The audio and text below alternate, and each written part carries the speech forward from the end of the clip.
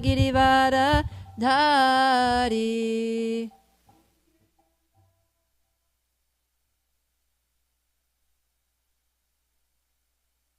Jaya Gopi Jana Vallabha Girivara Dhari.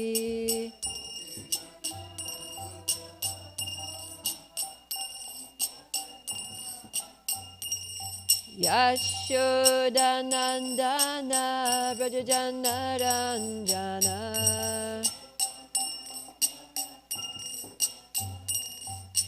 Yashoda Nandana Brajajana Ranjana.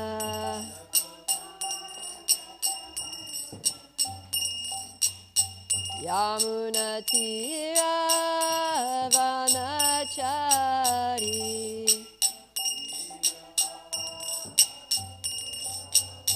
Yamuna Tira Vanachari.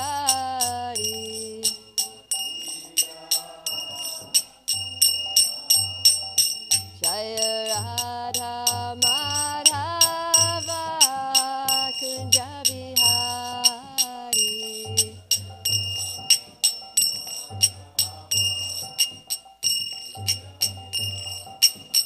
Jaya Radha Madhava Kunja Vihari.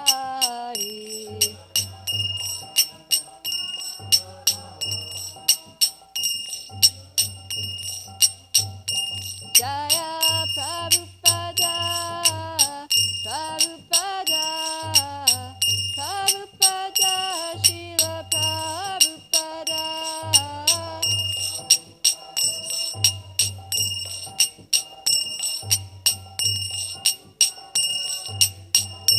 Nitya Gora Haribo, Haribo, Haribo, Nitya Gora Haribo.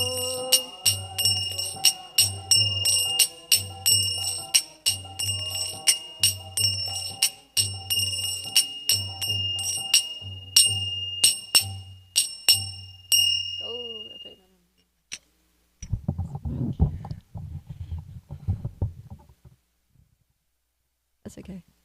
You can just do it now. You can just stop that actually. Just start again. Jaya Jaya Shri Caitanya Jaya Nityananda. Jaya Advaita Chandra Jaya Gora Bhakta Vrinda. Jaya Jaya Shri Caitanya Jaya Nityananda. Jaya Advaita Chandra Jaya Gora Bhakta Vrinda. Jaya Jaya Shri Caitanya Jaya Nityananda. Jaya Advaita Chandra Jaya Gora Bhakta Vrinda. Jaya Jaya Shri Caitanya Jaya Nityananda. Jaya Advaita Chandra Jaya Gora Bhakta Vrinda.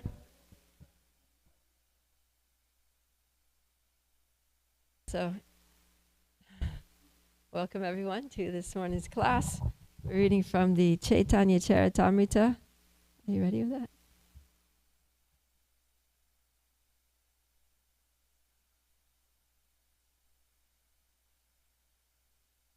Welcome everyone to this morning's class. We're reading from Caitanya Caritamrta. This is we're starting a new chapter, chapter 9 of the Madhya Lila, called Lord Chaitanya's Travels to the Holy Places. This is a very ecstatic chapter, and we're beginning from text 1. So I'll try to cover text 1 to 8 today. So text 1. Nana Mata Graha Grastan. Maybe I'll just say it. Dakshinatya Janadvipan Kripadina Vimuchaitan Goras Chakre Savaishnavan. So So translation and purport by His Divine Grace A.C. Bhaktivedanta Swami Srila Prabhupada Ki Jai. Lord Sri Caitanya Mahaprabhu converted the inhabitants of South India. These people were as strong as elephants, but they were in the clutches of the crocodiles of various philosophies, such as the Buddhist, Jain, and Mayavad philosophies. With his disc of mercy, the Lord delivered them all by converting them into Vaishnavas, devotees of the Lord. So purport. Sri Chaitanya Mahaprabhu's converting the people of South India into Vaishnavas is compared herein to Lord Vishnu's delivering Gajendra the elephant from the attack of a crocodile. When Sri Chaitanya Mahaprabhu visited southern India, almost all the residents were within the jaws of the crocodiles of Buddhist, Jain, and Mayavad philosophy. Here Kaviraj Goswami states that although these people were as strong as elephants, they were almost in the clutches of death because they were being attacked by the crocodiles of various philosophies. However, just as Sri Chaitanya Mahaprabhu in the form of Vishnu saved the elephant Gajendra from the clutches of a crocodile, so he saved all the people of South India from the clutches of various philosophies by converting them into Vaishnavas. So this is very nice. Krishna's Kaviraj is referring to a pastime from the 8th canto of Srimad Bhagavatam, where Gajendra is an elephant, and he's the king of elephants, and he's going with his whole family, his whole squad of elephants, to enjoy in the heavenly place where there's a nice river.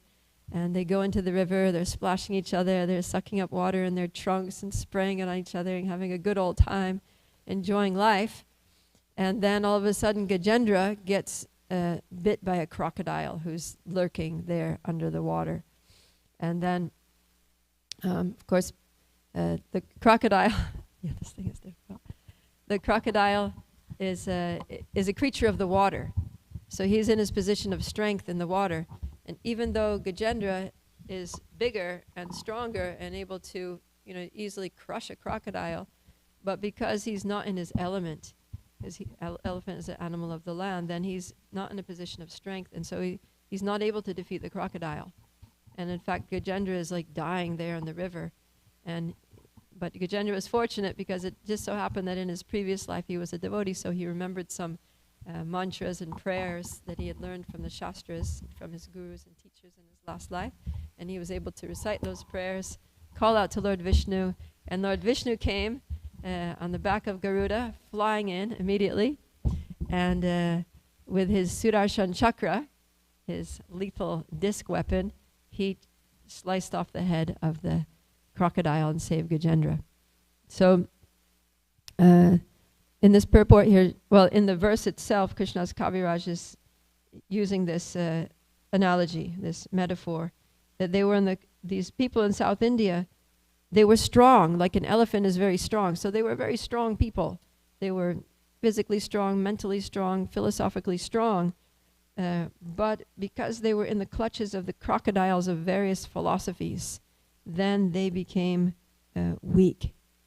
So I was meditating on this situation of the people of South India being diverted by Buddhist and Jain and Mayavad philosophy.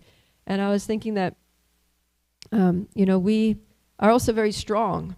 As souls, we have tremendous strength. The soul has like inconceivable potency. Even though we're 1/10,000th the size of a tip of a hair, still we're parts and parcels of Krishna. And Krishna's potency is unlimited. So as spiritual beings, we have so much potency that we can't even imagine. Like it's said that at one point or other in our sojourn in the material world, we all occupied the post of Brahma. So Brahma creates the universe. He creates planets. He does so many amazing things. So we have that capability to create planets. And if we look at the descriptions of the 8 mystic siddhis, the different mystic powers, you can make yourself tiny, like smaller than the smallest, or you can make yourself weightless. You can make yourself huge, or you can control the mind of someone. You can obtain prapti. You can just by your desire, your mental strength, you can obtain whatever it is from anywhere in the universe. You can just get it in your hands. So the soul has the potential to have all of these powers. And those are like actually intrinsic to the soul. But one could say that the main potency of the soul is the power to love. Because that's why we exist. we exist to love Krishna and to engage in loving service, enjoy loving relationships with Krishna and his eternal associates.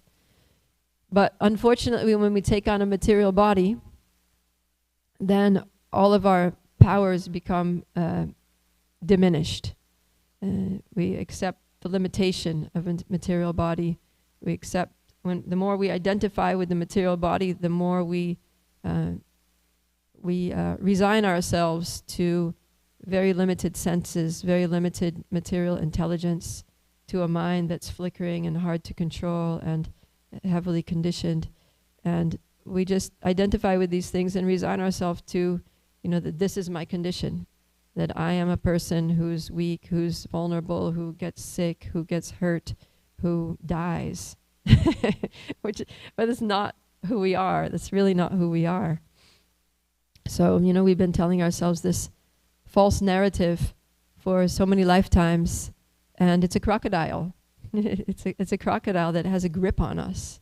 This false identification with the body and all the limitations that come with the body. So, when a crocodile is biting you, it doesn't only restrict your movement, but it hurts. It's painful. So we're suffering in this material world due to our false beliefs, due to the stories that we tell ourselves, due to the conditioning that we have that comes with taking on a material body and allowing ourselves to be influenced by especially the lower modes of material nature that really debilitate us. So I was thinking just taking on a material body is already like a big restriction for the spirit soul. But then after having taken on a material body, we have choices for how we are going to live our lives. And according to choices we make, we can either empower or disempower ourselves. So what are some of the ways that we voluntarily debilitate ourselves in this life? Like, what are the things that we do to disadvantage ourselves? Okay, so we get into relationships that are draining, that are oppressive, that are just a struggle, right? Sometimes we get into like codependent relationships where we feel like we need the person, and maybe even abusive relationship where that person is just harming us and emotionally destroying us, but we get trapped in that relationship, just like trapped in the jaws of a crocodile that's causing us so much pain and restricting us. So yeah, good one. What else? Intoxication. We like voluntarily poison ourselves, like as if the body wasn't already a problem, right? As if it didn't already give us so much pain, and it ggets hungry and it gets tired and and it gets hurt.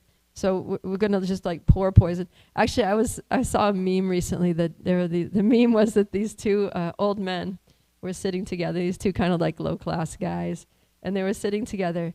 And one was, I think actually one was an exterminator. That was his job. So he was explaining to the other guy, he's like, yeah. So the context is that they're sitting in some fast food restaurant, like eating these big greasy burgers, right? And the exterminator's telling his friend that he's like, yeah, the rats, they think this thing is food, but it's actually poison, and they eat it and they die. These guys are like in McDonald's about to eat a Big Mac, like thinking it's food, but it's actually poison that's going to kill them. So it's just, that's what people do. They eat things, they put diet and literally intoxication means you're ingesting toxic substances into your body, and and it makes one dysfunctional, right? Like I remember one time I went to a ski event. This is before I became a devotee. It was like this. I was in college. I think I was in my freshman year, sophomore year in college, and my friends were like, "Let's go to this ski thing." It was in Maine, so it was like this mountain, and it was all snowy, and it was freezing cold. It was like below zero temperatures, and we had this grandiose idea that we were going to like sleep in a tent and everything, and sub-zero temperatures, and then go skiing all day the next day and like that. So we were in the ski lodge waiting for our other friends to join us, and then we didn't have anything else to do, and college students, so everybody was just basically getting intoxicated. And then and then friends came, and then we're like, okay, let's go find a place and set up our tents. So we're literally setting up the tent in the snow. It's like ice, snow, it's 10 below zero. And then it's one of those simple tents. It's like a little dome tent with those, tension poles that stretch, and you have to put the end of the pole into the little hole in the It was ridiculous. He was like, okay, grab the pole and put it in the thing, and the person's on the other side like, He couldn't even do this simple basic task because they just obliterated their consciousness. And then we're just standing there like, oh my God, if we don't get this tent up, we're gonna die. Like literally, it was literally a life or death situation. And it was just crazy how everybody had just voluntarily rendered themselves useless to intoxication. Anyway, somehow or other, so I think some people came over and helped. Got the tent up and everybody survived. But yeah, so it's a big way that people disadvantage themselves. What are some other things, Amiya?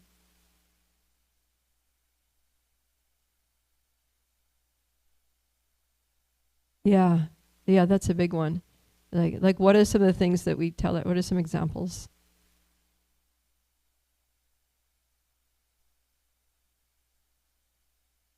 I'm not capable, I'm not good enough, I'm useless, I'm just, a victim, and people should just go on victimizing me. And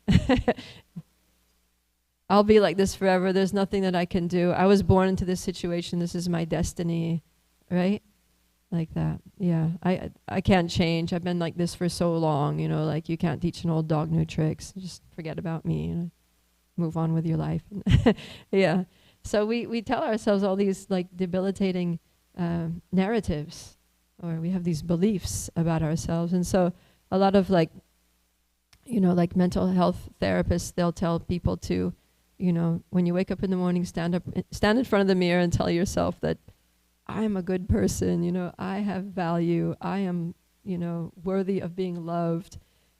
Because so many people tell themselves the opposite, and they believe those things, and then they just get stuck in a rut of depression and dysfunction, and it's a crocodile, big crocodile.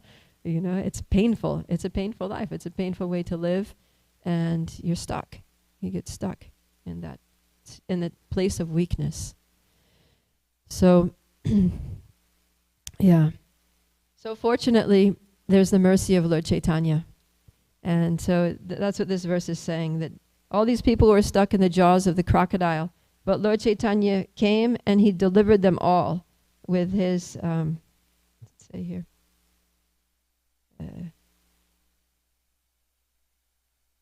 Kripa Arina. So Kripa means mercy, and Arina means disc. So he comes in with his disc of mercy, and he just throws that disc in there, and he cuts off the head of all these crocodiles, the crocodiles of our debilitating narratives, the crocodiles of our addiction to intoxication, the crocodiles of our abusive, oppressive relationships that we get ourselves, all the things that we get stuck in that make us weak, that hold us in a painful condition of weakness, that stop us from going forward and actually realizing our true potential as human beings, as spirit souls. So Lord Chaitanya, we need to pray to Lord Chaitanya, take shelter of Lord Chaitanya, and please, I'm stuck in this rut, I'm in the jaws of this crocodile, right? We all have our little crocodiles. Some are bigger, some are baby crocodiles, and some are big, strong crocodiles. But we all have our crocodiles, and so we need to pray to Krishna just like Gajendra did. Pray, call out to Lord Vishnu, please save me. I'm not able. This thing has really, it's destroying me. I'm not strong enough to defeat this crocodile. It's dragged me into the depths of, the waters of disadvantage, basically. And I need you to come and throw the disc. And Lord Chaitanya will do that because he's the mercy incarnation. He's the manifestation of compassion. and he's there to help. So let's go on here, read a few more verses. Text 2 is the classic text 2 of every chapter of Caitanya Caritamrta. Jaya Jaya Shri Caitanya Jaya Nityananda Jaya Advaita Chandra Jaya Gaura Bhakta Vrinda. All glories to Lord Shri Caitanya Mahaprabhu. All glories to Lord Nityananda Prabhu. All glories to Shri Advaita Prabhu. And all glories to all the devotees of Shri Caitanya Mahaprabhu. Text 3. Dakshina Gamana Prabhura Ati Vilakshana Sahasra Sahasra Tirtha Kaila Darashana. Sri Chaitanya Mahaprabhu's tour of South India was certainly very extraordinary because he witnessed many thousands of places of pilgrimage there. So Lord Chaitanya went all over. He went to every town and village of India, visiting thousands of places. Se Sabha Tirtha Sparshi Mahatirtha Kaila Se Chale Se Deshera Loka Nistarila. On the plea of visiting all these holy places, the Lord converted many thousands of residents and thus delivered them. Simply by touching the holy places, he made them into great places of pilgrimage. So this is the Lord's mercy that it was on the plea of, I'm going to go on pilgrimage and visit all these holy places, but actually he was going there to deliver the people. He was going there to give his association and to kill the crocodiles. He was going crocodile hunting. So Srila Prabhupada's purport. It is said, Tirti Kurvanti Tirtani. A tirtha, or holy place, is a place where great saintly personalities visit or reside. Although the holy places were already places of pilgrimage, they were all purified by Sri Chaitanya Mahaprabhu's visit. Many people go to these holy places and leave their sinful activities there, thus becoming free from contamination. When these contaminations pile up, they are counteracted by the visit of great personalities like Sri Chaitanya Mahaprabhu and his strict followers. Many kinds of patients come to a hospital, which may be infected by many types of diseases. Actually, the hospital is always infected, but the expert physician keeps the hospital sterilized by his expert presence and management. Similarly, places of pilgrimage are always infected by the sins left by the sinners who go there. But when a personality like Sri Chaitanya Mahaprabhu visits such a place, all contaminations vanish. So, I was thinking that, here we are in Kalachandji Dham, and it's a place of pilgrimage. At the same time, there are unsavory elements, in the neighborhood. Like the other night, we heard a lot of gunshots. And, many people come here, and people come with varying degrees and varieties of material contaminations. And even amongst the devotee community, sometimes there are some conflicts and tensions and those kinds of things. But, so it's like a hospital. People come with all their different varieties and degrees of diseases. But as Prabhupada says, the doctor is there. The doctor is there, and the doctor knows how to cure diseases. So anyone who comes here, they come with all their, infections and contaminations, but Lord Chaitanya is here.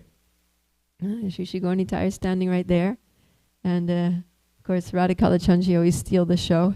But we shouldn't forget that Shri Gaura Nitai are there, and Lord Chaitanya is so merciful. And the deity is non-different from Krishna. So these deities are, Lord Chaitanya's mercy is accessible. See, he's got his hands up like this, Hari Bol, but he also has that disc there, right? The Kripa Adina is there, on his finger. And if we just ask him, then he can fire it away and kill all of our crocodiles and kill all the baby crocodiles that come lurking around the neighborhood and the big crocodiles. And we can make it a crocodile-free zone. So that's what happens. People come and the doctor is there and they get well. So as things come and go, things surface from time to time, but gradually, everything comes out in the wash here. So, I was thinking of the potency of the deities, and there's one temple near Mayapur Dham. It's in a place called Ambika Kalna. That temple was established by an associate of Lord Chaitanya called Gauridas Pandit. And Gauridas Pandit was there, and when Lord Chaitanya took sannyas, he was very distraught because he was very attached, obviously, to Lord Chaitanya's personal association. He's thinking, oh no, the Lord is now that he's a sannyasi, he has to travel, he's going to leave Navadvip Dham and he's not going to come back. I won't see him. Who knows when I'll see him again, if ever. So he was very distressed, and he was crying and begging Lord Caitanya to stay. Please stay. Why do you have to go? And Lord Caitanya said, don't worry. The deity, my deity is non different from myself. And then he turned himself into the deity. Lord Chaitanya and Nityananda, they turned themselves into Gauranitai deities. And then and they just went and stood there on the altar. And Gauridas Pandit was, and yet at the same time Gauranitai was still there, like in their moving forms. So the deities of Gauranitai are there, and Gauranitai are also there. And Gauridas Pandit said, yeah, but it's not the same. And Lord Chaitanya said, it is the same. And he said, and Gauridas Pandit said, okay, well, if you're exactly the same as the deities, then let the deities go and you stay. So then Lord Chaitanya said, okay. And then, so then the deities became, started walking out, and then Gauranitai that were standing there, they became the deities. And then Gauridas Pandit said, wait a minute, you're still going, you need to stay. And then Lord Chaitanya said, okay. And then Gauranitai became the deities, and then the deities that were on the altar started walking. And then that happened so many times that Gauridas Pandit forgot, like, who was the original Gauranitai, who were the deities. And in the end, he just had to accept the situation. But then, by that time, he had a very good realization that the Gauranitai deities on the altar are none different from Gauranitai themselves. To the extent that now, the way if you go to that temple, they'll only leave the altar opens, but it only stays open for maybe like 30 seconds or something, and then it closes again. Because the pujaris are afraid that the deities, if you leave it open too long, they're going to walk away. Because it's Gauranitai and they're completely capable of walking away. So, so in the same way, Gauranitai are here and they're completely capable of walking away, which gladly they don't. But they're also completely capable of destroying all of our crocodiles of misconceptions and, all of our bad habits, all of our maya and all of our beliefs and false narratives that we tell ourselves, all the deviant philosophies that come up and disturb us, and as well as lust, anger, greed, and all these things. So we need to really pray to Lord Chaitanya and Lord Nityananda, who are the mercy incarnations of the Lord, the most merciful incarnations who overlook any offenses. They overlook, all of our faults, and they bestow upon us all good qualities. So Gauranitai are here. And let's go on. Text 5. Se sabatirtera krama kahite na pari dakshina vame tirta gamana haya pera peri. I cannot chronologically record all the places of pilgrimage visited by Lord Sri Chaitanya Mahaprabhu. See, he even came to Dallas. I can only summarize everything by saying that the Lord visited all holy places right and left, coming and going. Yeah, by Srila Prabhupada's mercy. Srila Prabhupada invited Lord Chaitanya to come all over the world, to come to every major city of the world, and his disciples continue inviting him, and Lord Chaitanya accepts every invitation. He's so kind. So, text 6. Ateva nama matra kariya ganana kahite na paritara yata anukrama. Because it is impossible for me to record all these places in chronological order, I will simply make a token gesture of recording them. Text 7, 8. This is the last verses that we'll read. Purvavat pate yaite ye paya darashana ye grame yaya se gramera yata jana sabe vaishnava haya kahe Krishna hari anya grama nishtaraye se vaishnava kari. As previously stated, all the residents of the villages visited by Lord Chaitanya became Vaishnavas and began to chant Hari and Krishna. In this way, in all the villages visited by the Lord, everyone became a Vaishnava, a devotee. Purport. The holy names of Krishna and Hari or the chanting of the Hare Krishna Mahamantra are so spiritually powerful that even today, as our preachers go to remote parts of the world, people immediately begin chanting Hare Krishna. Sri Chaitanya Mahaprabhu was the Supreme Personality of Godhead himself. There cannot be anyone who can compare to him or his potencies. However, because we are following in his footsteps and are also chanting the Hare Krishna Mahamantra, the effect is almost as potent as during the time of Lord Chaitanya Mahaprabhu. Our preachers mainly belong to European and American countries. Yet by the grace of Lord Chaitanya, they have tremendous success wherever they go to open branches. Indeed, everywhere people are very seriously chanting Hare Krishna, Krishna Krishna, Hare Hare, Hare Rama, Rama Rama, Hare Hare. Jai. So, not only is Lord Chaitanya capable of destroying crocodiles, but so are his sincere followers, those who are following in his footsteps. So Srila Prabhupada says that because we are following in his footsteps, so what does it mean to follow in the footsteps of Lord Chaitanya?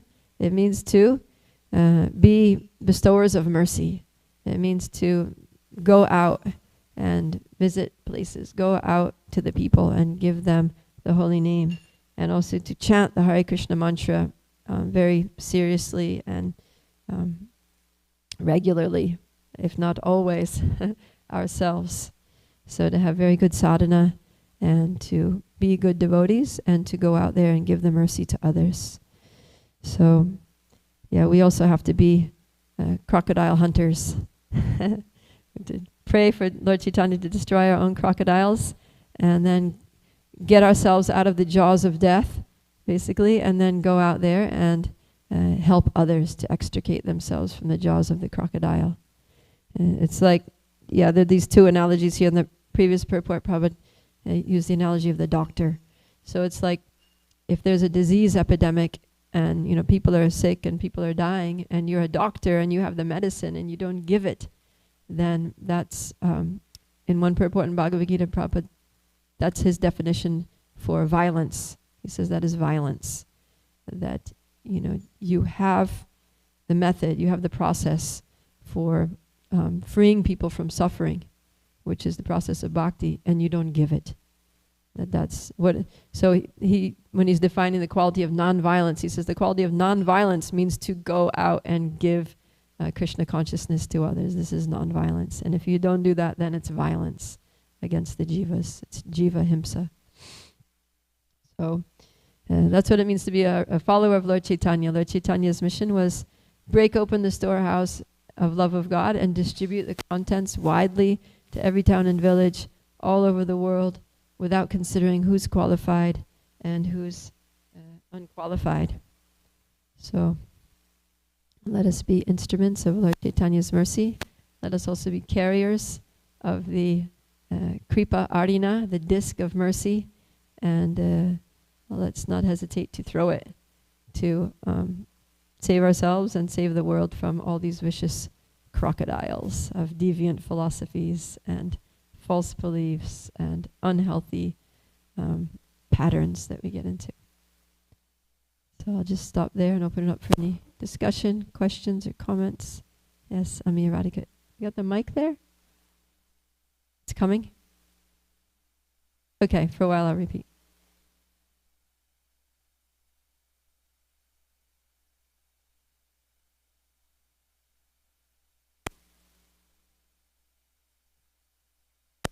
Almost as potent.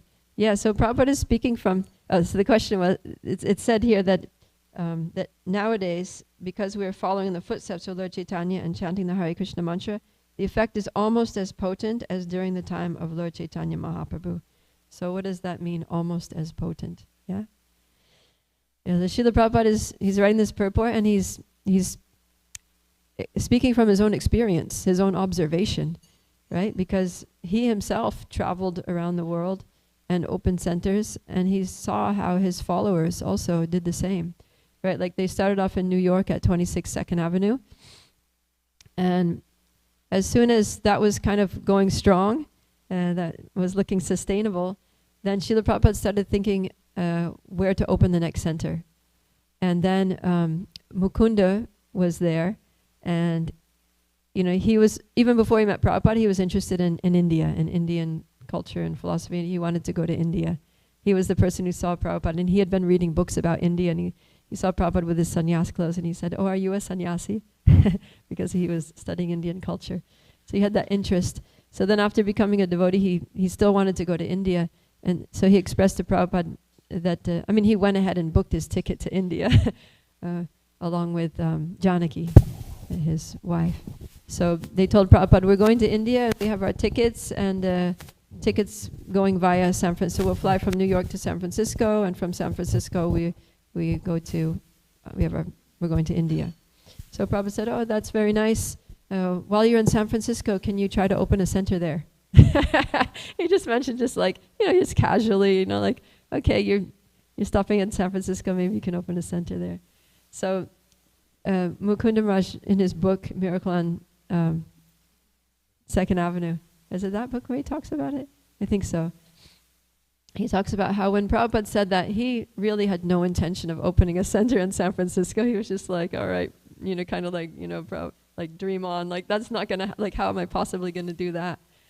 But then it just so happened they went to San Francisco, and then they went to visit some old friends, Sam and Melanie, who were living in a lookout tower in the redwood forest, Northern California, and then they just happened to mention that they'd met a Swami, and they were, giving up intoxication, and they were chanting Hare Krishna, and then Sam and Melanie got interested, and then Mukunda happened to mention that they had been asked to open a center, and then Sam was just like, yeah, let's do it. That sounds like a great thing to do. And then the four of them went down to San Francisco, and they met other people, and they just opened a center. It just happened. So that's the potency. That's what we're talking about. That almost as potent. There's just two people who are very new devotees, right? At least in that lifetime, they were very new. They'd been practicing Krishna consciousness for a relatively short time, and they didn't even have a hugely strong desire to open a center, but this instruction was there, so a little spark of, the thought was there, and then by the potency of Lord Chaitanya just brought everything together. He just brought in the support, the right people, the enthusiasm, the money, the place became available, and then they opened a center in San Francisco. And then after that, the same people, they teamed up, the same couples, right? Wasn't it? Mukunda Janaki. And then Sam and Melanie became Shamasundar and Malati.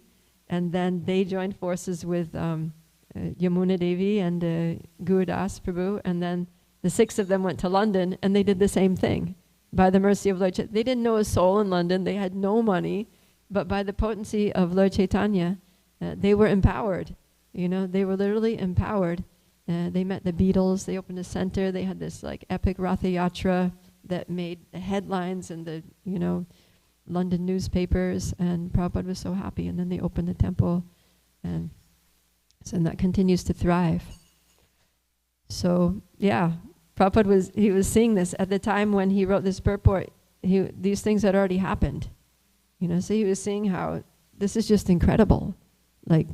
He said, it's not just wherever Lord Chaitanya went, he was able to, convert people to Vaishnavism and make people give up all these bogus philosophies and bad habits and become pure devotees. But he was saying that he himself was able to do it, and not just himself, but even his disciples, and even his new disciples, this fledgling, just newly initiated disciples were being empowered by Lord Chaitanya. And that their potency was literally almost as much as during the time of Lord Chaitanya, because they were attracting hundreds and thousands of people to come and chant Hare Krishna and holding huge festivals.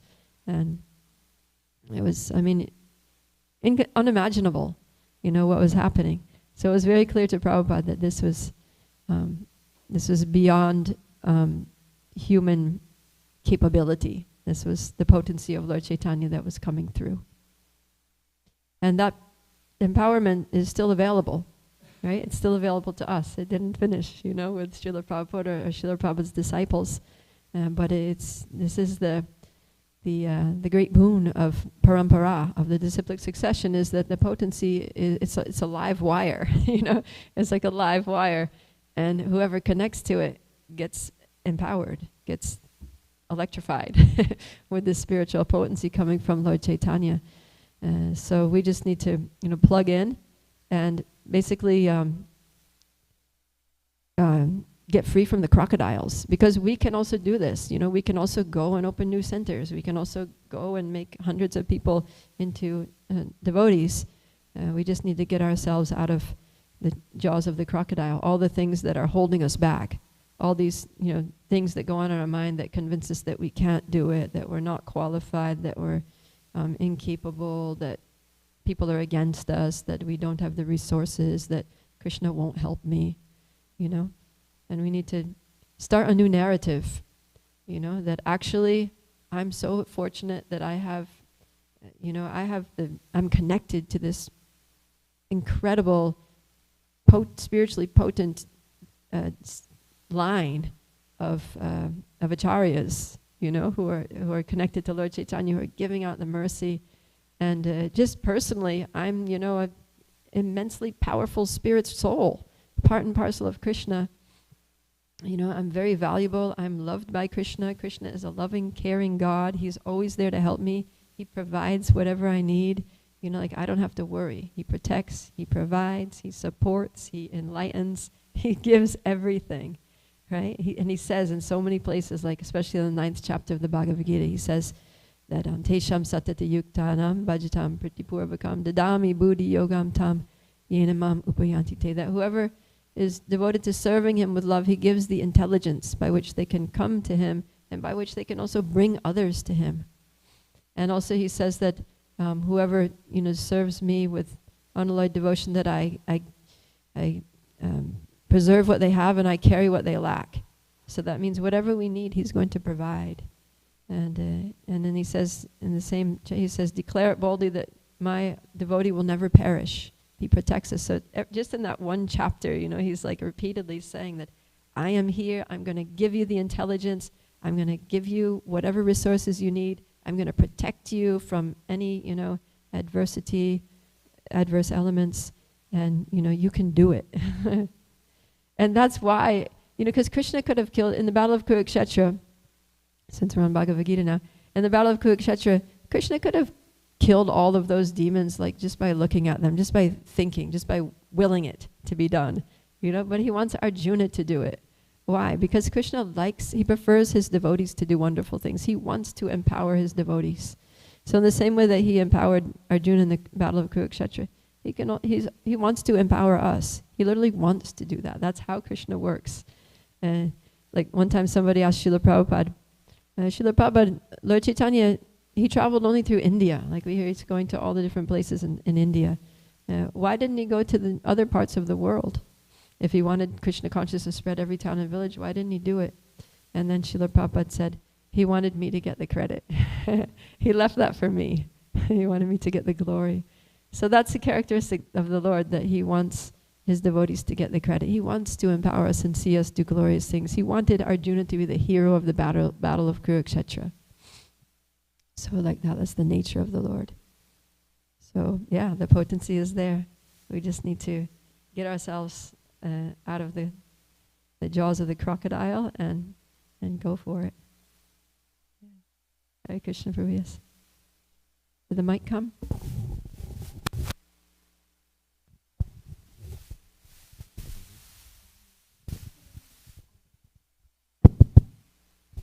Gauranga.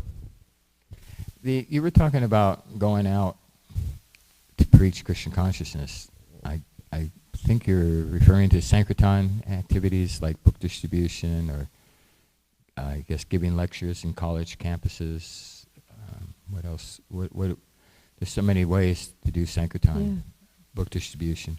A lot of devotees, or many people, they feel like they'd rather not worship God in that way.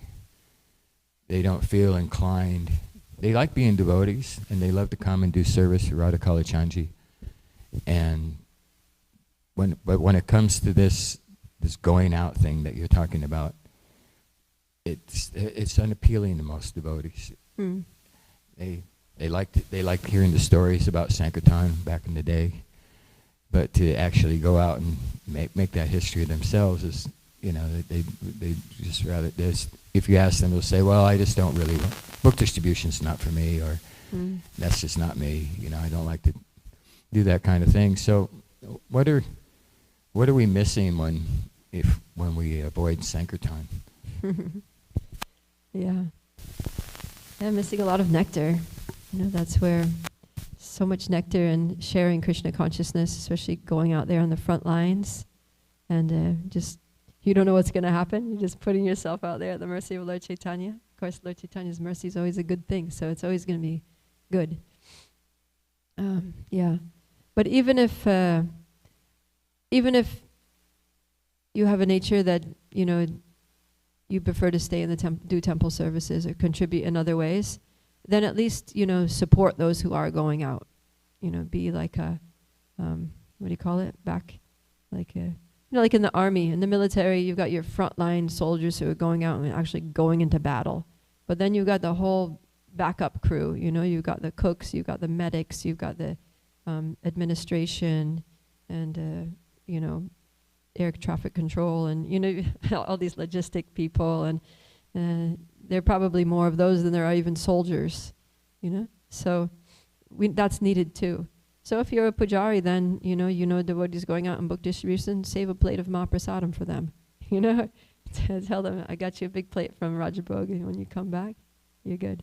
Or, just encourage the devotees, express appreciation for devotees who are going out, because it's not an easy, it's not an easy service to go out there every day. So, encourage them, support them, serve them in whatever way possible. And then by doing that, then we may receive Lord Chaitanya's merciful glance and get the inspiration one day to go out ourselves and get that nectar. Would you like to add something, Brihat? Yeah, Brihat Madanga here is a front man's guy.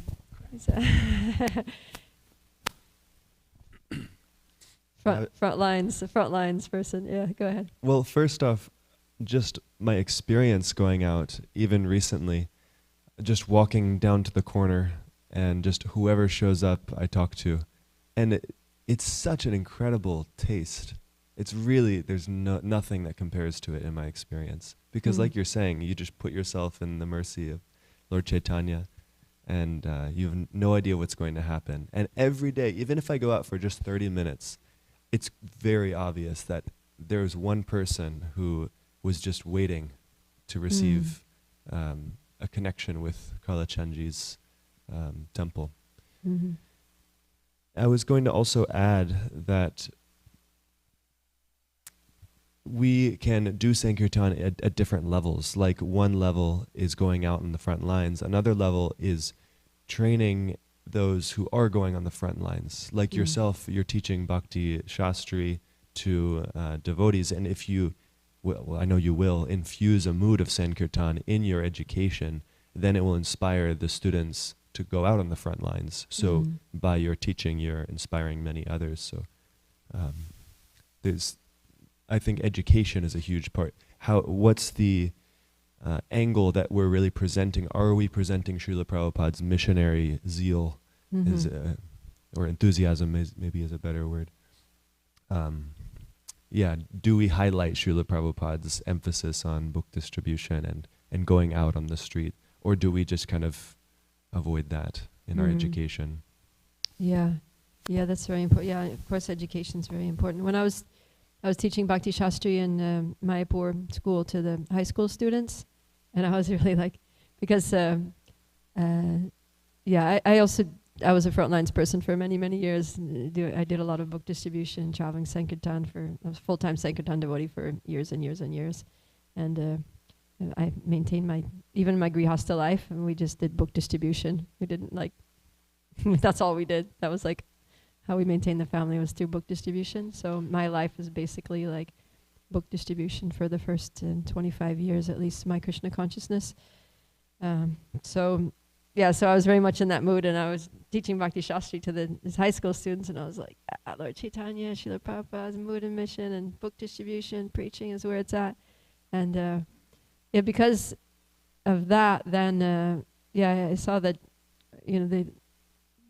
they're becoming preachers, that they, in their own ways, in different ways, they're trying to give Krishna consciousness to others. Like Gaurangi Gandharvika, she went to whole, preaching to, children, his children's programs, cultivating children and like that. So, like Vaisheshika says, where attention goes, energy flows. So if we put our attention, if we talk about these things, we put our attention on outreach and, book distribution, how to share Krishna consciousness. Prabhupada said we need to rack our brains, so that he would always say that you young American boys and girls, you have this intelligence and you need to use, what is the use of your intelligence if you don't use it to spread Krishna consciousness? Yeah. I thought of a point as you were speaking that a teacher is in a leadership role, and also our administrative leaders in ISKCON ideally set the example. Maybe it's not every day, but on a regular basis going out on the front lines. Like I remember in Houston, Saranga Thakur Prabhu, he would come out to the zoo Harinam regularly. And it was amazing to see him dancing in the Harinam. Usually we see him as the, respected temple president. And of course we still have respect out there, but it's more of a sweet kind of familiar mood out there. And it really grew my affection and appreciation for Saranga Thakur Prabhu, seeing him out there on the front lines. And he was, by his example, really encouraging that activity. So I think it's really important that leaders go out on a regular basis, even if it's small, just to show that this is a very important thing. And that's how Vaisheshika Prabhu puts it too, that a leader, at least they need to just encourage the right activities. They promote the right things. But ideally, not just with the words, but with their actions as well. Yeah, also that gives the leaders a break from all the meetings and all the dramas of the temple. Just get out there, forget it all, just lose yourself in Harinam, book distribution. Sure, from the altar. Hare Krishna. So talking about Vaisheshika Prabhu, the book distribution party goes out, and the people that cannot go out, men, women, children, whoever they are, they gather in the temple room, they pray for them. They say Narasimha prayers, they say protective prayers from Bhagavatam. He has a list of prayers for protection. They say, they read those, and then once a while they get a call from the book distribution. There's a scheduled calls. Periodically they'll call from the field and give an update on, we gave out this many books, we collected this many, like that. So it's an interactive thing, and everybody participates in it. Wow, that's amazing.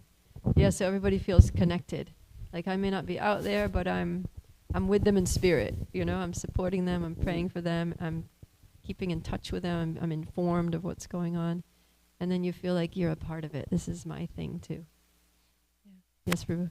Yeah, just want to comment on the question which was going on, like how the book distribution is the part of the worshipping to the Lord, right? So we are in the Kali Yuga. So in Kali Yuga, Kali Kale Nama Rupe Krishna Avatara. So in Kali Yuga, Krishna is in literary form.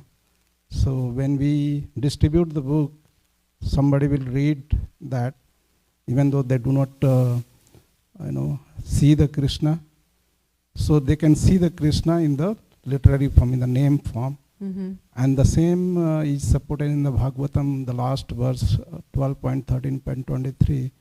So Nam Sankirtanam Yasya Sarva Papa Pranasanam. So once they read the whatever scriptures they are taking related to Krishna. So Krishna is there in each and every word. So all the sins goes away. As you were saying that Lord Chaitanya throw the disc, and by that disc all the, like the sins, whatever they have, that it goes up. So yeah, so we can only see Krishna in the form of the name, whether by chanting or whether by reading. So, and they may not think like by reading that is the Krishna, but one time they will come on that level and they will believe that, because by mercy of Krishna we get Guru, and by mercy of Guru we get Krishna. Meaning, So Krishna is somehow manifesting and giving the mercy, and they are reading the book, and by that way they will come to the level, they will accept the Guru, and then they will really get the Krishna. Yeah, these books are very powerful. Prabhupada said they're written kirtan. So like you said, that if people read the books, they're going to get the holy name, because Hare Krishna mantra, just like in this purport, we have the whole Hare Krishna mantra. So there are many purports where the holy names are there, the whole Hare Krishna mantra is there. And so people get inspired. People become devotees just by reading the book, sometimes even without meeting a devotee. Right? So the potency is there. Yes, Lamia. Just going back to his question about some devotees feel like it's not their nature to go out and do books and Harinam. And I was thinking from my personal experience when devotees were... Put the mic closer to you. Devotees were encouraging me to go out. It was the scariest thing. And I'm also very introverted, very quiet, approaching people on the streets, talking to them. Just sounded so intimidating. And I remember many times I would just hide or cry, on books. But then I realized what changed for me is that I felt devotees who were Sankirtan devotees, they showered a lot of their mercy on me. They gave me a taste, and they taught me, how to do it. And so through their mercy, I feel like I received Lord Chaitanya's mercy through these devotees, and I'm so grateful for that. They would just teach me how to go beyond my shell and approach people. And I feel like that's where my transformation came from, is through examples and through being taught, and personalized teaching. I feel like everyone has their own mood in books. Some people are very they can go up to anyone, and some people are more reserved and shy. And I feel like book distribution, Harinam, is accessible for all kinds of people. We just kind of have to be shown how it's made accessible. Yeah, that's a good point. I think that sometimes can be one of our crocodiles too, is that we, one of the debilitating factors is that we see these, Maharati book distributors that go out and distribute hundreds of books and things, and we think, and it's just effortless for them to go up and talk to somebody and strike up a conversation and totally get the person on their wavelength and, with their charisma and all that. And then you think, I don't have the personality for it. I'm and we do have different personalities, but the thing is that the crocodile part of it is that we tell ourselves that, I can't be a book distributor because I'm not like that person. I'm not like that successful. And so that's a problem for me. So true, you're not like that person, but it doesn't mean that you can't distribute books in your own way, right? There's all different ways to approach people and different moods to talk to people. And also there's all different people out there. So there's some people that respond to that kind of person. There's some people that get put off by that kind of person. And then there are people out there that are going to be like, oh, wow, I really like this person's mood of approach because it suits my personality, and they'll connect with you. And also, you don't have to distribute 100 books a day. Like Srila Prabhupada tells a story that Bhaktisiddhanta Saraswati Thakur, as much as he was like his whole thing was Brihat Mridanga, the power of books and the printing press and book distribution. He started the whole thing of book distribution. And, sometimes a brahmachari would go out all day and just distribute one magazine. After approaching people for 8-10 hours, he'd come back and he had sold one magazine. And Bhaktisiddhanta Saraswati Thakur would be so pleased. He would thank him and express his appreciation and glorify him in front of the other devotees. This devotee is so sincere. He's such a good devotee. And just see, he's distributed a magazine today that could save somebody's, life, basically. So, even if you just have one nice exchange with one person, even if they don't take a book, but you just talk to them, and then they walk away feeling like, oh, that was a nice person. That person was different from most people that I talked to. And that stays in their mind. And it will open them up to another exchange with another devotee somewhere later on in their life or next lifetime. But it starts, and that little conversation might just save them from, having to take birth in an animal species or worse in the next life. So every little thing that we do is just inconceivably beneficial for people.